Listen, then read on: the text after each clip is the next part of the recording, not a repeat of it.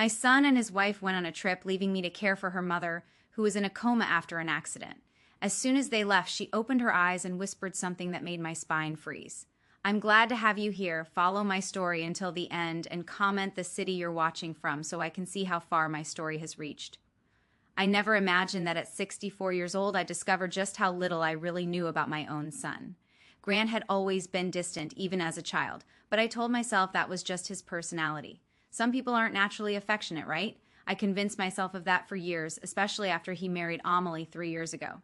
When Grant called me last Tuesday morning, his voice carried that familiar tone of obligation rather than warmth.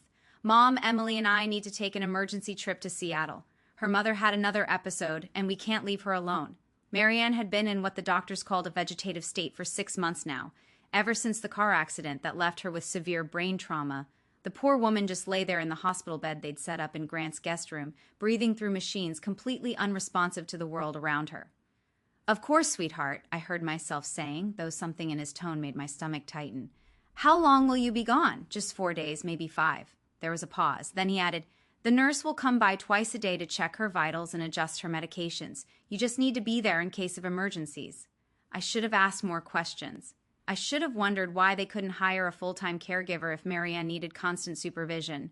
But I was so grateful that my son needed me for something, anything, that I ignored the warning bells in my head. Thursday morning, I arrived at Grant's house in Riverside with my small overnight bag. The house always felt cold to me despite its expensive furnishings and perfect decorating. Emily greeted me at the door with her usual practiced smile, the one that never quite reached her eyes. Thank you so much for doing this, Lorene, she said, though her gratitude felt rehearsed. Mother has been so peaceful lately. The doctors say she's stable, but we just can't risk leaving her alone. Grant appeared behind her, already checking his watch. Our flight leaves in 3 hours. The nurse, Mrs. Patterson, will be here at 9 a.m. and 6 p.m. every day. Her medications are all labeled in the kitchen. I followed them to the guest room where Marianne lay motionless in the hospital bed. Machines beeped softly around her, monitoring her heart rate and oxygen levels. Her silver hair was neatly brushed, and someone had applied a light pink lipstick to her pale lips. She looked almost peaceful, like she was simply sleeping deeply. She hasn't shown any signs of consciousness in months, Emily whispered, standing beside the bed. Sometimes I talk to her, hoping she can hear me, but the doctors say there's probably no awareness left.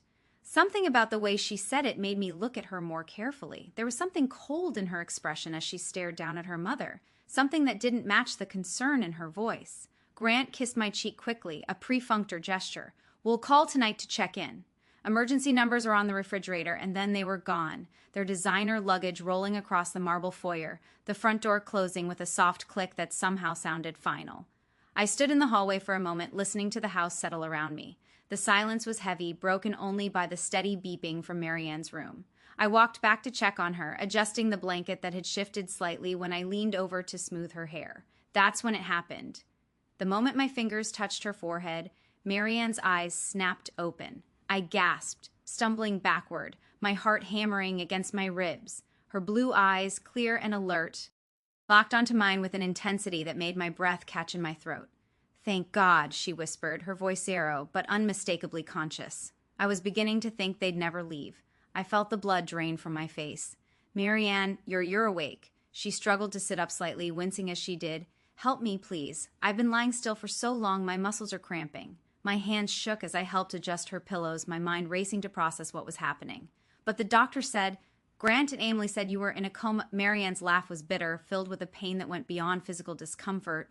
Oh, my dear Lorene, there's so much you don't know. She gripped my hand with surprising strength. They think I'm in a coma because that's what they want to believe, what they need everyone to believe. I don't understand, I whispered, sinking into the chair beside her bed. Marianne's eyes filled with tears, but her voice remained steady. They're drugging me, Lorene. Every day, sometimes twice a day, Emily gives me injections that knock me unconscious. She tells everyone they're prescribed medications from my neurologist, but they're not. The room seemed to spin around me. That's impossible. Why would they do such a thing? Because, Marianne said, her voice dropping to barely above a whisper, they're stealing everything I own, and they need me unconscious so I can't stop them. I stared at her, my mouth dry, my heart pounding so hard I was sure she could hear it. What do you mean stealing? Marianne closed her eyes for a moment as if gathering strength. My bank accounts, my investments, my house in Portland. They've been forging my signature, claiming I gave them power of attorney while I was supposedly unconscious. They've already transferred over $200,000 out of my retirement fund. The numbers hit me like physical blows. 200,000, but Grant would never. He's my son. Your son, Marianne said gently but firmly, is not the man you think he is. And Amelie, her voice hardened. Amelie is a monster. I felt sick, my stomach churning with disbelief and growing horror. How do you know all this if they're keeping you unconscious? Because sometimes I fight off the drugs long enough to hear them talking. They think I'm completely out, so they don't bother to leave the room when they discuss their plans. Marianne's grip on my hand tightened. Last week, I heard Emily on the phone with someone laughing about how easy it's been to fool everyone. She said the hardest part was pretending to cry at the hospital. The room felt like it was closing in on me. This can't be real. This can't be happening. It gets worse, Moran whispered, and something in her tone made ice form in my veins. They're not planning to keep this up forever. I heard them arguing about timing, about when to let me naturally slip away. The words hung in the air between us like a death sentence. I couldn't breathe, couldn't think, couldn't process what she was telling me. They want to kill you, I said, the words feeling foreign in my mouth. Marianne nodded slowly. And Lorene, I think you might be in danger too. The silence that followed Marianne's words was deafening. I sat frozen in that chair, staring at this woman I'd believed was unconscious, trying to make sense of what felt like a nightmare I couldn't wake up from. What do you mean I might be in danger? My voice came out as barely a whisper. Marianne struggled to sit up straighter, and I instinctively moved to help her, though my hands were trembling. You're here as their witness, Lorene, the devoted grandmother, caring for her son's poor mother-in-law out of the goodness of her heart. When something happens to me, you'll be the one to testify that I never showed any signs of consciousness. The implications hit me like a sledgehammer. They're using me. They're using both of us. Moran's voice carried decades of pain and betrayal, but you still have a chance to Alk away from this. I don't. I stood up abruptly, pacing to the window. The suburban street looked so normal, so peaceful. Children playing on lawns, neighbors walking their dogs. How could such evil exist in a world that looked so ordinary? Tell me everything, I said, turning back to her. From the beginning, Marianne took a shaky breath. The car accident was real. I was unconscious for about a week in the hospital, but when I started to wake up when the doctors were talking about recovery and rehabilitation, Emily convinced them I was having setbacks. She said I was agitated, confused, sometimes violent. Were you? No. But she was there for every medical consultation, playing the devoted daughter. She had them believing that moving me home for palliative care was the most compassionate option. Marianne's laugh was hollow. The doctors thought they were helping a family avoid prolonged suffering. I sank back into the chair, my legs too weak to support me. And Grant, does he know what she's doing? Marianne's expression darkened. Oh, he knows. He's the one who suggested the forgery scheme. Emily handles the medical manipulation, but Grant is the mastermind behind the financial fraud. The word fraud made my stomach lurch. My son, the boy I'd raised, sung lullabies to, worried about through every scraped knee and broken heart, was a criminal. How long has this been going on? The drugging started about 3 months ago. At first, it was just mild sedatives, supposedly to help with my agitation, but gradually the doses got stronger. Some days, I'd be unconscious for 18 hours straight. Marianne's voice grew stronger as she spoke, as if sharing the truth was giving her back her power. The financial transfers started right after they brought me home from the hospital. Small amounts at first, just a few thousand here and there. But once they realized how easy it was, they got greedy. We have to call the police. We have to stop this. With what proof? Marianne asked gently. It's my word against theirs. The medical records all support their story. The financial transfers were all done with forged signatures that look legitimate, and I'm supposed to be in a vegetative state. But you're conscious now. You can tell them what really happened. Can I? Or am I just a confused old woman with brain prescribed sedatives at first? Yes, mild ones. But Emily kept reporting that they weren't working. She said, I was getting worse, more violent, more confused. Each visit, she painted a picture of a woman descending further into madness. Marianne paused, closing her eyes as if the memory was painful. The doctors started prescribing stronger medications, and that's when Emily began preparing her own injections. What do you mean? She would show the doctors the prescription bottles, let them see that she was following their instructions, but she was also adding her own concoctions, drugs she was somehow getting elsewhere. Marianne's voice dropped. I think she has connections. From her previous job? Previous job? She used to work at a rehabilitation facility for elderly patients.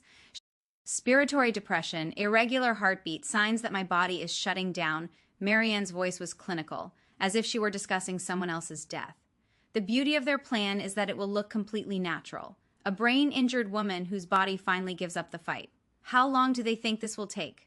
Based on what I overheard, they're planning for it to happen over about 10 days, long enough to seem natural, but not so long that it becomes inconvenient. Marianne paused. They want me dead before Thanksgiving. That was less than 3 weeks away. And what about after? What happens when you're dead? They inherit everything through Amal's status as my next of kin, the house, the remaining money, my life insurance policy. They've already researched probate laws to make sure there won't be any complications. Marianne's voice grew cold. They've even picked out my burial plot, the cheapest one they could find, of course. No point in wasting money on a dead woman. I was shaking with rage and horror. We have to stop them. We have to find a way to prove what they're doing. I've been thinking about that for months, Marianne said. The problem is that everything they've done has been very carefully planned. The medical records, the financial documents, even the witnesses who can testify to my supposed condition. It all supports their story, but we know the truth now. We know the truth, but proving it is another matter entirely. Marianne looked at me with an expression that was both desperate and determined. That's why I need your help, Lorene. You're the only person who's seen me conscious. You're the only one who knows what they're really doing. What do you want me to do? Marianne was quiet for a moment, and when she spoke, her voice was stronger than it had been all day. I want you to help me gather evidence, real evidence, the kind that even the best lawyers can't explain away. How? They think they're so clever, but they've made one crucial mistake. Marianne's eyes had a fierce gleam. They trust you completely. Grant believes his sweet, naive mother would never suspect anything. He thinks you're the perfect witness because you're too innocent to see what's really happening. So, we use that. Exactly. Over the next few days before they return, I need you to help me find proof of what they've been doing. Bank records, medication bottles, anything that shows the truth about their scheme. Marianne gripped my hand tightly, and when they come back and start the final phase of their plan, we'll be ready for them. What if they suspect something? What if they realize you're conscious? Marianne smiled, and for the first time since this nightmare began, I saw hope in her expression. Then we'll give them the performance of their lives. We'll let them think they're winning right up until the moment we destroy them. The determination in her voice sent chills down my spine. But they weren't chills of fear anymore. They were chills of anticipation. For the first time in my life, I was going to fight back against the people who had used and manipulated me, and we were going to win. The next 2 days passed in a blur of careful investigation. Marianne and I worked together like detectives, gathering evidence whenever misses. Patterson wasn't scheduled to visit. We had to be incredibly careful about timing. Marianne would pretend to be unconscious during the nurse's visits, and I would play the role of the concerned caregiver, asking appropriate questions about her condition. Mrs. Patterson was a kind woman in her 50s who genuinely cared about her patients, watching her check Marianne's vital signs and adjust her blankets with such gentle professionalism made me realize how thoroughly Grant and Amelie had deceived everyone involved. Her breathing seemed steady today, Mrs. Patterson noted during her Friday morning visit, making notes on her chart. How has she been overnight? Very peaceful, I replied, hating how easily the lies came. No changes that I've noticed. After she left, Marianne and I immediately got back to work. She directed me to places in the house where Grant and Amelie had hidden evidence of their crimes. Check the filing cabinet in Grant's office, Marianne whispered. Top drawer behind the tax documents. That's where they keep the forged papers. I found what she was talking about. Copies of power of attorney documents, medical directives, and bank authorizations, all bearing Marianne's signature. But when I compared them to her real signature on some old Christmas cards, the differences were obvious to anyone who knew what to look for. They practiced, Marianne explained when I showed her what I'd found. I caught Amelie tracing my signature on practice sheets months ago. When I asked her about it, she said she was helping me with thank you notes for get-well cards. I believed her. We also found records of the illegal drug purchases. Amelie had been ordering sedatives through online. He's using fake prescriptions and multiple identities. The shipping records were all there, hidden in a box in their bedroom closet. She's been getting them delivered to different addresses, I told Marianne, as I photographed the evidence with my phone. Post office boxes, neighbors' houses when they're out of town, even some to your old address in Portland. How much has she spent on this? I added up the receipts, over $3,000 in the past 4 months, all paid for with transfers from your bank account. The irony was sickening. They were using money to buy the drugs they planned to kill her with, but our most disturbing discovery came when I found Amal's journal. She keeps a diary, Marianne asked when I told her what I'd found hidden behind books in their bedroom. Not exactly a diary, more like planning notes. I felt sick reading it. She's been documenting everything, the drug combinations, the timing, even her observations about how you react to different dosages. Marianne was quiet for a long moment, read me some of it. I opened the journal to a random page and read October 15th, increased morning dose to 4 millet. Subject remained unconscious for 19 hours. Breathing remained stable, but heart rate dropped to 58 beats per minute. Need to adjust to avoid suspicious readings during nurse visits. She's treating me like a lab experiment, Marianne said, her voice barely above a whisper. I turned to another page, October 22nd.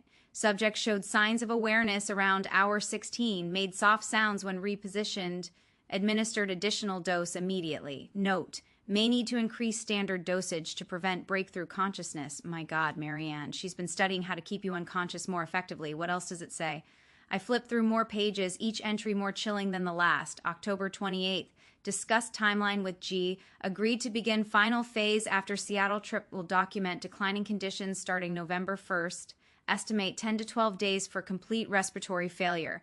G excited about December cruise. Suggested upgrading to suite with our windfall. Marianne closed her eyes, but not before I saw tears forming.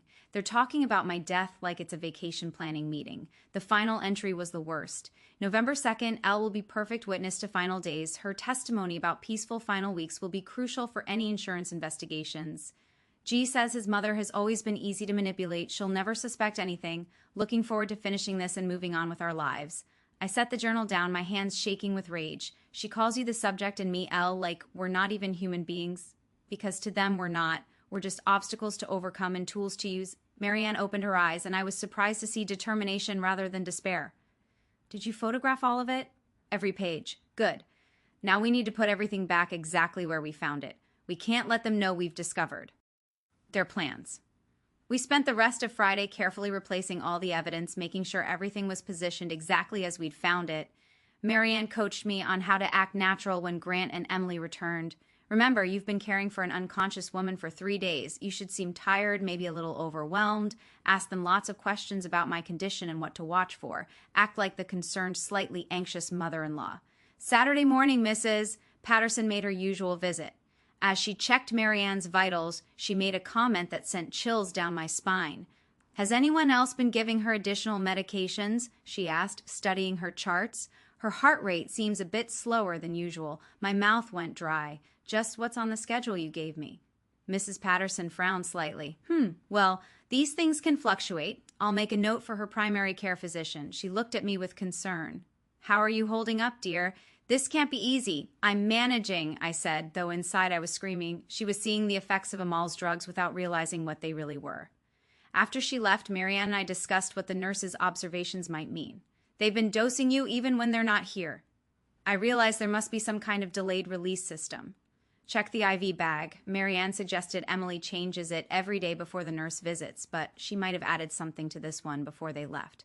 I examined the IV setup and found what looked like a small additional chamber attached to the main line, almost invisible unless you knew what to look for. That's it, Marianne said when I described it to her. She's been giving me extended doses through the IV. That's why I've been having trouble staying conscious for longer periods. Should I remove it? No. If Mrs. Patterson notices a change in my vitals before Grant and Emily return, it might raise questions we're not ready to answer yet. We were running out of time to prepare. Grant had texted that morning to say their flight was delayed, but they'd be home by Sunday evening. That gave us less than 36 hours to finalize our plan. What exactly are we going to do when they get back? I asked. We're going to let them start their final phase exactly as planned, Marianne said. But this time, we'll be recording everything. Sunday afternoon, my phone rang.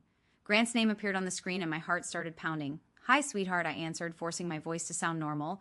Mom, change of plans. Our flight got moved up. We'll be home in about 3 hours instead of tonight. My blood turned to ice. We weren't ready. Oh, that's wonderful. I know you're anxious to get back to check on Marianne. How has she been? The same. Mrs. Patterson says her vitals are stable. She seems very peaceful. The lies felt like ash in my mouth. Good. Listen, Mom, I want to prepare you for something. The nurse mentioned that Marianne's condition might start declining soon. These things happen with brain injuries. Sometimes patients seem stable for months, then take a sudden turn for the worse. He was already laying the groundwork, just as Marianne had predicted. Oh no, what should I watch for? Changes in her breathing, her color, things like that. But don't worry, Emily will know what to do when we get back. Of course, I'll see you soon. After I hung up, I ran to tell Marianne about the change in plans. 3 hours, she said, her voice steady despite the circumstances. That's enough time to set up the recording equipment and get everything ready. Recording equipment? Marianne smiled. Did you think I've been lying here helpless for months without making any preparations? There's a box hidden in the basement behind the water heater. Bring it up here. When I found the box, I was amazed at what was inside. a small digital recording device, a tiny camera, and what looked like professional surveillance equipment. Where did you get all this? I ordered it online months ago when I first realized what they were planning. It took weeks of pretending to be unconscious while packages were delivered, but I managed to hide everything before they found it. Marianne's eyes gleamed with satisfaction. They think they're so clever, but I've been preparing to destroy them for months. As we quickly set up the hidden camera and recording devices, I felt a mixture of terror and excitement. In just a few hours, Grant and Emily would walk through that front door believing they were about to complete their perfect crime. Instead, they were walking into a trap that would expose them for the monsters they really were. "Are you ready for this?" Marianne asked as we heard a car pulling into the driveway. I looked at this brave woman who had endured months of abuse and manipulation, who was about to risk her life to bring her tormentors to justice. "I'm ready."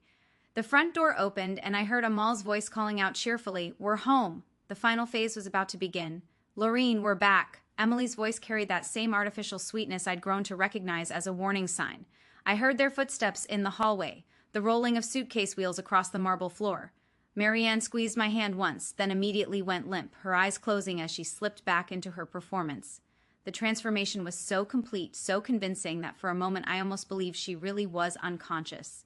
"How is she?" Grant asked as he appeared in the doorway. His face showed what looked like genuine concern, but now I could see the calculation behind his expression. "Very peaceful," I said, standing up from the chair beside Marianne's bed. "Mrs. Patterson was here this morning. She said her vitals were stable, but mentioned that her heart rate seemed a little slower than usual." I watched Emily's face carefully as I said this.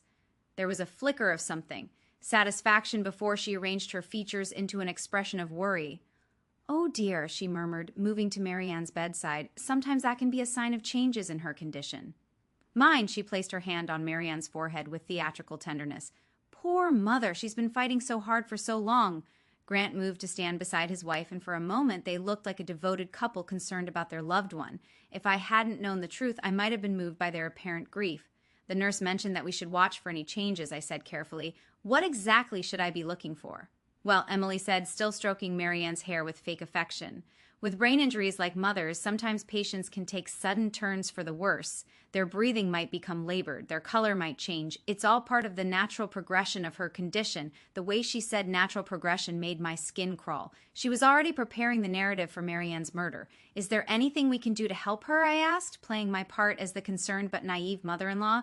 Grant and Emily exchanged a look that lasted just a fraction too long. "We just have to keep her comfortable," Grant said. "Make sure she's not in any pain. The medications help with that," Emily added. "I'll need to adjust her dosages based on how she's been responding while we were gone." I felt my pulse quicken. This was it. They were about to begin the final phase of their plan. "Should I stay to help? I could take time off work." "That's so thoughtful of you, Mom," Grant said, and for a split second I almost believed the warmth in his voice was real. "But you've already done so much. You should go home and get some rest." "Actually," Emily interrupted, her voice taking on a sharper edge, "maybe Lorene should stay tonight just to make sure everything goes smoothly as we transition back to our normal routine." Grant looked at her with surprise. This wasn't part of their original plan. "Emmy, I think Mom has done enough." "No, I insist." Emily's smile didn't reach her eyes. Family should be together during difficult times. Something in her tone sent alarm bells ringing in my head. This wasn't about wanting my help. This was about control. "Of course I'll stay," I said, trying to keep my voice steady. "Whatever you need." Over the next few hours, I watched them settle back into their routine with mounting horror. Emily checked and rechecked Marianne's medications, making careful notes about dosages and timing. Grant spent time on his laptop, and I caught glimpses of what looked like travel websites and bank statements. During dinner, takeout Chinese food eaten mostly in silence. Grant's phone buzzed with a text message. He glanced at it and smiled in a way that made my stomach turn. "Good news," Emily asked. "The cruise line confirmed our upgrade. Penthouse suite with a private balcony." He looked at me and added casually, "We're taking a long vacation after the holidays. We've been under so much stress with Marianne's condition." "That sounds wonderful." Disposing of the needle in a medical waste container. "She won't wake up until late tomorrow morning." Grant appeared in the doorway. "Everything okay in here?" "Just fine. Mother should rest comfortably now."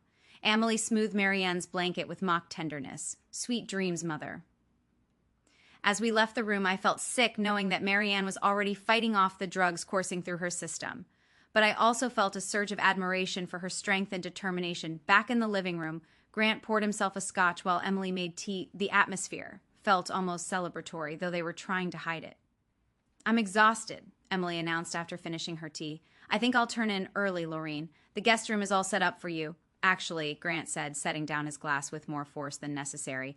I think we need to have a conversation first. Something in his tone made both Emily and me look at him sharply. He was staring at me with an expression I'd never seen before. Cold, calculating, almost predatory. Grant? I said uncertainly. He walked to the window and pulled the curtains closed, then turned back to face me. Mom, I need you to understand something about the situation here. Emily moved to stand beside him, and suddenly they looked less like a grieving couple and more like a team preparing for battle. What situation? I asked, though my heart was already pounding with dread. The situation with Marianne's condition, Grant said slowly, and your role in what's going to happen over the next few days. I don't understand. Grant and Emily exchanged another look. And this time, I saw something pass between them that made my blood run cold. Mom, Grant said, his voice taking on a tone I remembered from his teenage years when he was about to lie his way out of trouble. Marianne is going to die this week, and you're going to help us make sure no one asks any uncomfortable questions about it. The words hit me like physical blows. Even though I'd known this was their plan, hearing Grant say it so casually, so matter-of-factly, made it real in a way that terrified me. Grant, what are you talking about? Don't play dumb, Mom. It doesn't suit you. His voice was hardening now, losing all pretense of warmth. You've been here for 3 days. You've seen Marianne's condition. When she dies, and she will die very soon, you're going to tell everyone that she went peacefully surrounded by family who loved her. You're scaring me, I whispered, which wasn't entirely an act. Emily stepped forward, her mask of sweetness completely gone now. You should be scared, Lorene, because you have a choice to make. You can be part of this family, or you can be a problem that needs to be solved. What kind of choice? Grant sat down across from me, leaning forward with, We really hope we won't have to, Emily said, her voice bright and cheerful again. We much prefer having you as our ally rather than our enemy. After all, family should stick together. I sat there in stunned silence, trying to process what they just told me. They weren't just planning to murder Marianne. They were prepared to kill me, too, if I didn't cooperate with their scheme. I need some time to think, I finally managed to say. Of course you do, Grant said, standing up and walking over to pat my shoulder. The gesture felt like a snake wrapping around my neck. Take all the time you need, but remember, Mom, we start tomorrow morning and we need to know that you're with us. As I walked to the guest room on shaking legs, I heard them whispering in the living room behind me. I couldn't make out the words, but the tone was unmistakably that of predators discussing their prey. I closed the door and sat on the edge of the bed, my whole body trembling. They had just threatened my life as casually as they might discuss the weather. And tomorrow they were going to begin murdering Marianne while forcing me to watch and later lie about what I'd witnessed. But what they didn't know, what they couldn't possibly suspect, was that every word of their confession had just been recorded by the hidden devices Marianne and I had planted throughout the house. The trap had been sprung, and they had walked right into it. I barely slept that night. Every sound in the house made me jump, wondering if Grant and Emily had decided I was too much of a risk to keep alive until morning. But as dawn broke through the guest room window, I was still breathing, still alive, and still determined to see their plan through to its conclusion. At 6 a.m., I heard movement in the hallway. Emily was starting her morning routine, checking on Marianne and preparing what she would claim were prescribed medications. I lay still, listening to her soft footsteps and quiet humming, amazed at how normal she could sound while preparing to commit murder. Around 7, Grant knocked softly on my door. Mom, are you awake? I opened the door to find him standing there with a cup of coffee and what looked like genuine concern on his face. The performance was so convincing that for just a moment I almost forgot what he really was. I brought you coffee, he said gently. I know last night was a lot to process. Thank you, I said, accepting the cup with hands that only trembled slightly. Have you thought about what we discussed? I looked into his eyes, my son's eyes, and saw absolutely no trace of the boy I'd raised. Yes, and I understand what you need from me. The words tasted like poison in my mouth. Grant's face relaxed into what might have been relief. I knew you'd see reason, Mom. Family has to stick together, especially during difficult times. Of course, I said softly. I just want to help. Good. Emily is going to start documenting changes in Marianne's condition today. She might need you to witness some of those changes to confirm what you've observed. I understand. Grant patted my shoulder again, that gesture that now made my skin crawl. You're doing the right thing, Mom. This is what's best for everyone. After he left, I got dressed quickly and made my way to Marianne's room. Emily was there adjusting IV lines and making notes on a chart. How is she this morning? I asked. I'm concerned, Emily said, her voice full of practiced worry. Her breathing seems more labored than usual and her color is off. I think we might be seeing the beginning of the decline the doctors warned us about. I looked at Marianne lying motionless in the hospital bed. Her breathing did seem slightly more labored, but I knew that was due to whatever drugs Emily had given her the night before. Should we call Mrs. Patterson? I already did. She's coming by this afternoon to reassess. Emily made another note on her chart. I also called Dr. Brennan's office to let him know about the hang-is. Dr. Brennan was Moran's supposed neurologist, another part of their carefully constructed web of lies. I wondered if he even existed or if Emily was managing that deception too. What can I do to help? Just keep watch over her while I prepare her morning medications. If you notice any changes in her breathing or color, let me know immediately. I sat beside Marianne's bed, gently holding her hand to anyone watching. I looked like a caring family member providing comfort, but I was actually checking for the subtle signs we'd arranged. A slight pressure of her fingers to let me know she was conscious and alert inside her chemically induced prison. The pressure came, barely perceptible, but definitely there. Marianne was awake, aware, and ready. Over the next few hours, Emily orchestrated what could only be called a masterpiece of deception. She documented declining vital signs, noted changes in Marianne's breathing patterns, and called in concerned reports to medical professionals who existed only in her imagination. I'm worried about fluid in her lungs, she told someone on the phone, supposedly Dr. Brennan's nurse. Yes, I know it's a common complication with prolonged bed rest. Should we increase the respiratory therapy? Grant played his part perfectly too, acting like a devoted son-in-law struggling with the impending loss of his wife's mother. He made tearful phone calls to imaginary relatives, updating them on Marianne's deteriorating condition. I think we should prepare ourselves, he told me around lunchtime. Emily thinks it might happen within the next 24 to 48 hours. So soon? I managed to gasp, playing my role as the shocked family member. These things can progress very quickly once they start, he said, reaching over to squeeze my hand. But at least she won't suffer much longer. Mrs. Patterson arrived as scheduled at 2 p.m. I watched nervously as she examined Marianne, wondering if she would notice anything suspicious about the supposed deterioration. Her oxygen saturation is lower than I'd like to see, she said, frowning at her equipment, and her heart rate is more irregular. These can be signs of organ stress. What does that mean? I asked, though I already knew she was observing the effects of Amal's drugs. It could mean her body is starting to shut down, Mrs. Patterson said gently. I'll need to call Dr. Brennan and see if he wants to adjust her care plan.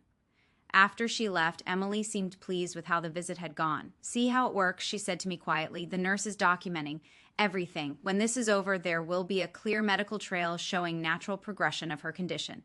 That evening, as we sat down for what I knew would be our last family dinner, Grant opened a bottle of wine to celebrate what he called getting through a difficult day. To family, he said, raising his glass. To family, Emily echoed. To family, I repeated, though the word felt hollow in my mouth.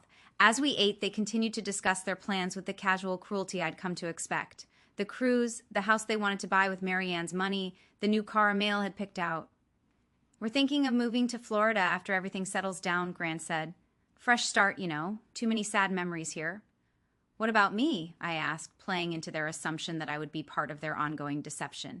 Grant and Emily exchanged one of their looks. We were hoping you might come visit us often, Emily said sweetly. Maybe even relocate eventually. Family should stay close, especially after going through something traumatic together. They wanted to keep me close where they could monitor me, make sure I never decided to tell the truth about what I'd witnessed. That sounds wonderful, I said, smiling at them both. Around 9:00 p.m., Emily announced it was time for Marianne's evening medications. This might be the last dose we give her, she said quietly. I'm going to increase the R. Respiratory suppressants. If her body is already struggling, this should ease her transition. Transition, such a gentle word for murder. I followed them to Marianne's room and watched as Emily prepared what I knew was a lethal cocktail of drugs. She was more careful this time, measuring precise amounts and making detailed notes about dosages. This is a merciful thing we're doing, she said as she drew the mixture into a syringe. She's already gone, really. We're just helping her body catch up to what her mind already knows. Grant nodded solemnly. Grant looked back at me with something like betrayal in his eyes. Mom, how could you do this to your own son? I stared at him, this stranger who had never really been my child, and felt nothing but relief. You're not my son, I said quietly. My son died a long time ago. You're just a criminal who happens to share my DNA. After the police left with their prisoners, Marianne and I sat in the quiet kitchen drinking tea and processing what had just happened. "How long have you been planning this?" I asked. "From the moment I realized what they were doing, I contacted the FBI through a lawyer friend, and we've been building the case ever since." Marianne smiled. "They needed evidence of intent to commit murder. Your presence here as their intended witness was the final piece we needed. What happens now? Now they go to prison for a very long time. Health care fraud alone carries a 20-year sentence. Add in the elder abuse, the theft, the conspiracy to commit murder." Marianne shrugged. "They'll be old before they see freedom again, and the money they stole already recovered and returned to my accounts. The FBI had been tracking every transaction." Marianne reached across the table and squeezed my hand. "Laureen, I can never thank you enough. Without your help, they would have gotten away with it." I thought about that, about how close they had come to the perfect crime. If I hadn't been there to witness Marianne's awakening, if I hadn't been brave enough to help her gather evidence, Grant and Amelie would be planning their cruise vacation while Marianne lay in a grave. "What will you do now?" I asked. "Live?" Marianne said simply. "For the first time in months, I can actually live without fear." "And you?" I considered the question. At 64, I was starting completely over. No son, no family obligations, no one to please or worry about except myself. "I think I might travel," I said, surprising myself with the words. "I've always wanted to see Ireland." Marianne's eyes lit up. "I've always wanted to see Ireland too. Perhaps we could go together." The idea sent a warm feeling through my chest. The first genuinely happy emotion I'd felt in months. I'd like that very much. 6 months later, Marianne and I stood on the cliffs of Moher, watching the Atlantic Ocean crash against the rocks below. The wind whipped our hair around our faces, and we laughed like schoolgirls as we struggled to take selfies with the dramatic coastline behind us. Grant and Emily had both been sentenced to 25 years in federal prison. The trial had been a media sensation, with headlines about the son and daughter-in-law who tried to murder an elderly woman for her inheritance. I'd testified at their sentencing hearing. Looking both of them in the eyes, I described the terror and betrayal I'd felt when they threatened my life. Neither of them had shown any remorse. Even facing decades in prison, they maintained they were the victims of an elaborate setup. But justice had been served, and more importantly, Marianne and I had found something neither of us expected: friendship, freedom, and a second chance at happiness. As we walked back toward our rental car, Marianne linked her arm through mine. "Where to next?" she asked. I smiled, feeling lighter and more alive than I had in years. "Anywhere we want." And for the first time in my life, that was exactly true. Now, I'm curious about you who listen to my story. What would you do if you were in my place? Have you ever been through something similar? Comment below. And meanwhile, I'm leaving on the final screen 2 other stories that are channel favorites, and they will definitely surprise you. Thank you for watching until here.